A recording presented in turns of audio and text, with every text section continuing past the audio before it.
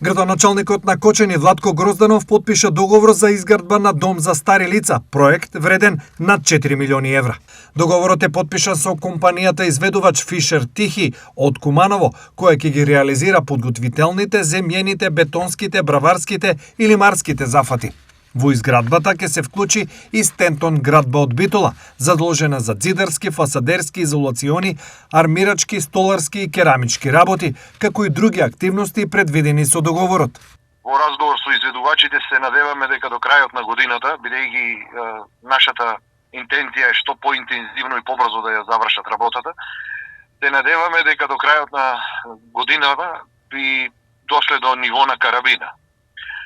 Во моментот очекуваме уште некоја техничка документација и поставени прашања во однос на проектот и на изведбата и за многу брзо се надеваме со старт со градежните активности и ударање на камен темелникот на старечкиот дом. Капацитет сместувачки е околу 150 лица, стари лица, а што е најважното дека ќе е во државна собственост и ќе е првиот државен старечки дом. Партиципацијата ќе е на републичко ниво. Вредноста на проектот за првата фаза е околу 3,5 милиони евра, а ќе се гради од средства од унгарскиот кредит.